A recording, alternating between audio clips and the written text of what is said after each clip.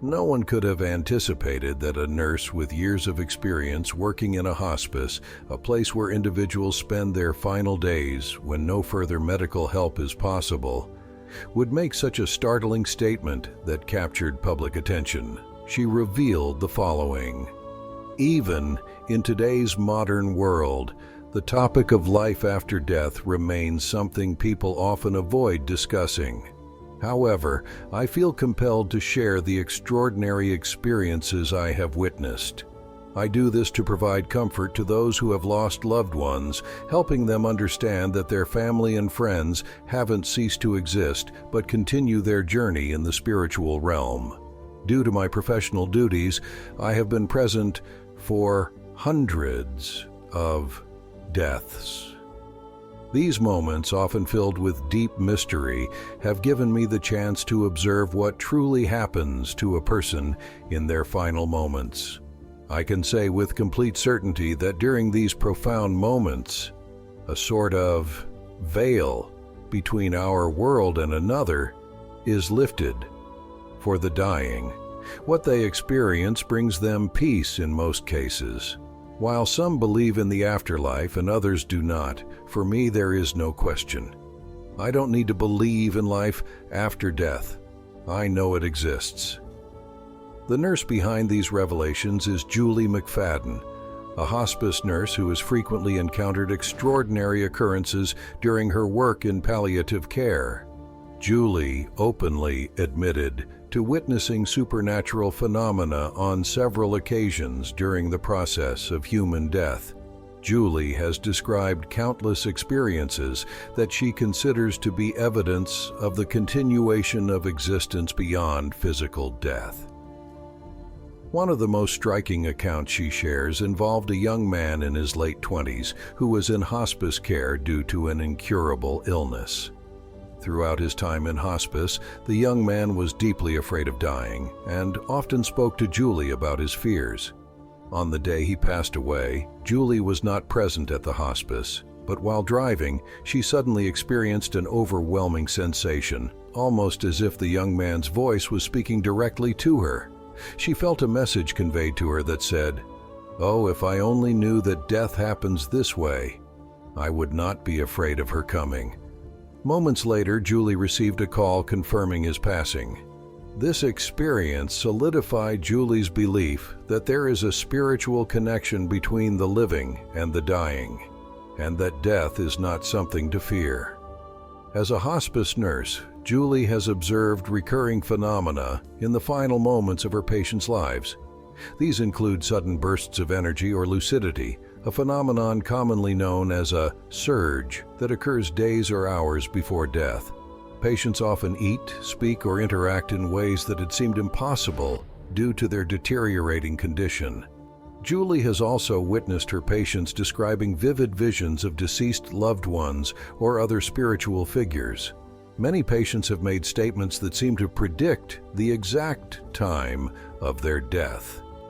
In some cases, they stretch their arms upward, a gesture Julie describes as though they are reaching out to someone or something unseen. Julie's accounts resonate with the experiences of other hospice workers, nurses, and doctors. David Kessler, a renowned expert on death and dying, has shared similar stories. He recounted the experience of a patient named Dora, who was terminally ill and often spoke of seeing her late mother dressed in radiant light. David observed that many patients describe the presence of loved ones who have passed on as though they are waiting to guide them into the next phase of existence.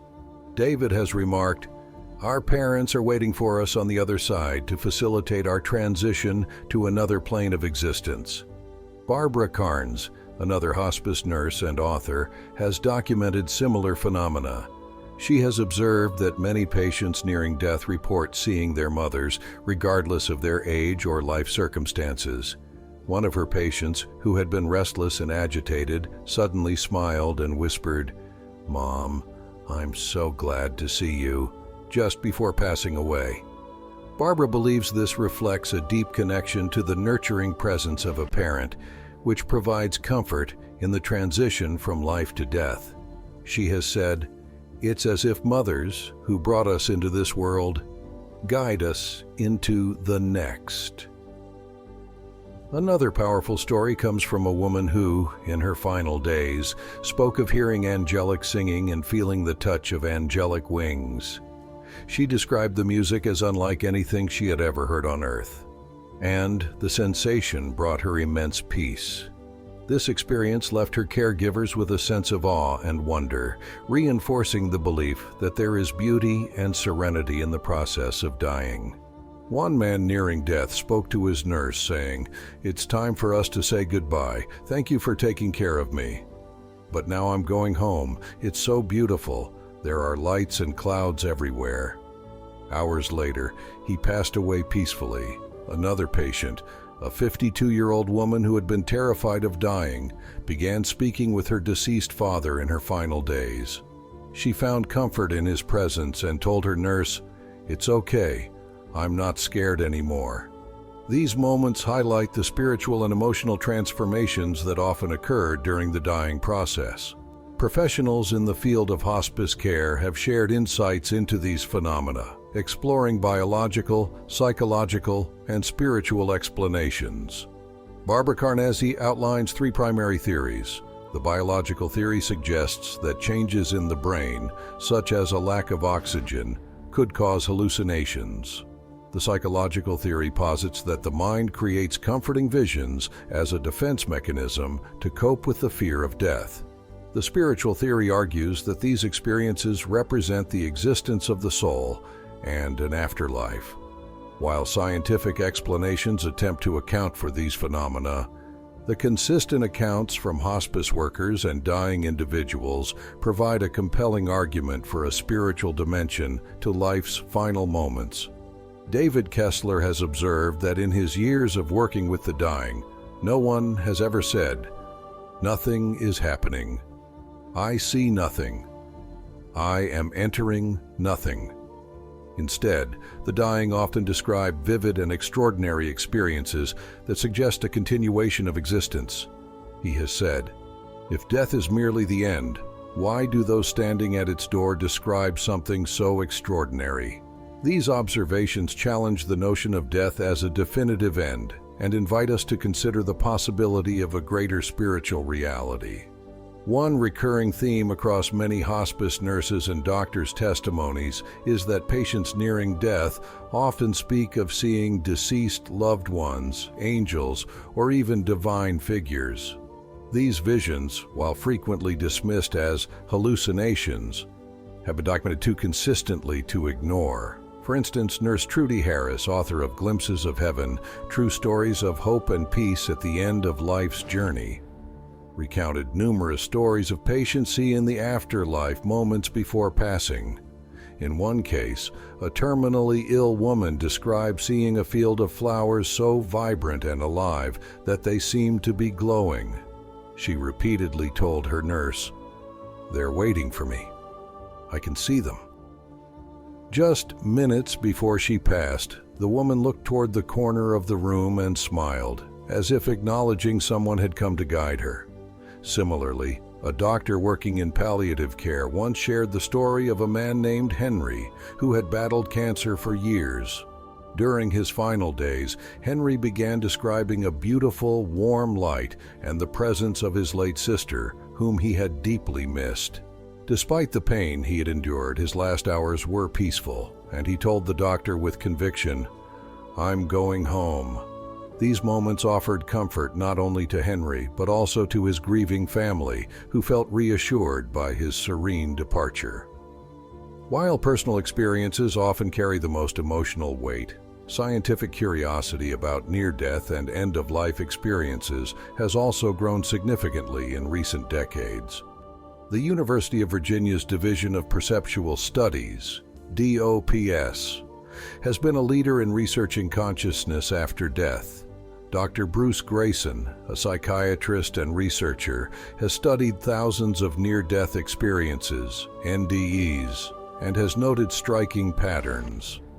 In his book, After a Doctor Explores What Near-Death Experiences Reveal About Life and Beyond, Grayson recounts patients describing profound peace, encounters with deceased loved ones, and visions of a radiant light.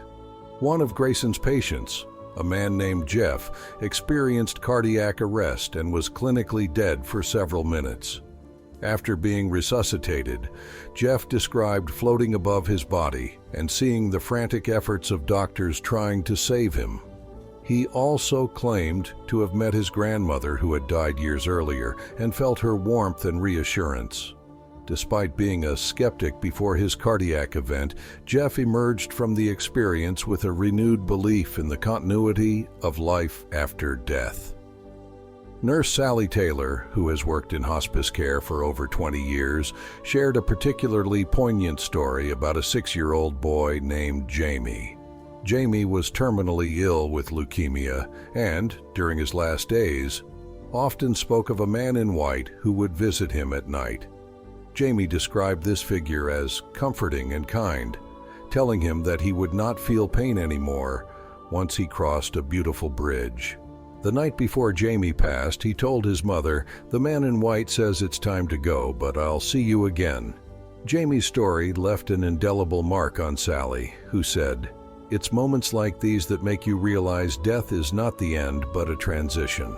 Similarly, hospice nurse Martha Jennings described the experience of a 92-year-old woman named Eleanor, who had been unresponsive for days. Moments before she died, Eleanor suddenly opened her eyes, smiled, and said, "Jack, you're here." Jack had been her husband, who had passed away 30 years earlier. The clarity and joy in Eleanor's expression convinced Martha that Eleanor had indeed been greeted by her beloved spouse. Many patients experience a sudden burst of energy in their final hours or days. These energy surges can include talking, eating, or even joking after days or weeks of weakness. Nurse Julie McFadden noted that while these surges can give families hope, they often indicate that death is near. The most commonly reported phenomenon involves seeing deceased loved ones, religious figures, or beautiful landscapes. Patients often speak of these visions as comforting and reassuring. Some individuals intuitively know when they will die. They may say goodbyes or express readiness to depart. One hospice patient, a former pilot, told his nurse, "I'm ready for my final flight. The runway is clear." He passed away hours later. For many, these experiences bring a profound sense of peace, reducing the fear of death. Barbara Carnes, author of Gone From My Sight, emphasized that these moments help both patients and families find closure. Dr. Raymond Moody, often credited as the pioneer of NDE research and author of Life After Life, once stated, "Death is merely a doorway to another dimension of existence. The countless stories I've heard from patients assure me that life continues beyond our physical bodies." Nurse Maggie Callahan, co-author of Final Gifts, remarked, "The dying have a unique wisdom that the living often overlook. They teach us that death is not an end, but a transformation, a reunion with the divine." Beliefs about the afterlife vary across cultures, but often align with the phenomena reported by hospice workers. In ancient Egyptian mythology, death was viewed as a transition to the afterlife, guided by deities like Anubis. Similarly, Tibetan Buddhism describes the bardo, an intermediate state where the soul transitions to its next life. Indigenous cultures, such as Native American tribes, often believe in the presence of spirit guides who assist the dying. These beliefs resonate with the experiences described by hospice workers, suggesting that the phenomena observed at the end of life are deeply rooted in human spirituality. Linda, a hospice nurse, once cared for a retired firefighter named Robert. After battling a long illness, Robert became bedridden in his final weeks. One night, he called Linda to his bedside and shared an extraordinary vision. "I see a tunnel of light," he said, his voice filled with wonder. "At the end, there's my old station chief and the crew who've passed before me." Robert had been a lifelong skeptic. believing only in what he could see and touch. But as he described the radiant warmth and his friends waiting for him, he grew tearful. He passed away the following morning with a smile on his face, leaving Linda deeply moved. In another case, hospice nurse Kevin shared the story of a Vietnam veteran named Sam. As Sam's condition deteriorated, he often spoke of hearing the laughter of his comrades who had died in combat decades earlier. "They're calling me," he told Kevin one evening. In his final moments, Sam raised his hand in a salute, murmured, "I'm coming, boys," and took his last breath. Kevin reflected, it was as if Sam was reporting back to the brothers he had lost, and he left this world with dignity and peace. The Awareness during Resuscitation study, led by Dr. Sam Parnia, explored near-death experiences, NDEs, in cardiac arrest patients. Researchers documented cases where patients reported seeing and hearing events in the operating room that were later verified as accurate. These veridical experiences challenge the assumption that NDEs are purely hallucinations caused by brain activity. In one case, a patient described specific details of the resuscitation process, including the presence of a blue cart and a nurse dropping an instrument. The accuracy of his account, despite being clinically dead at the time, has intrigued researchers and opened new avenues for exploring consciousness.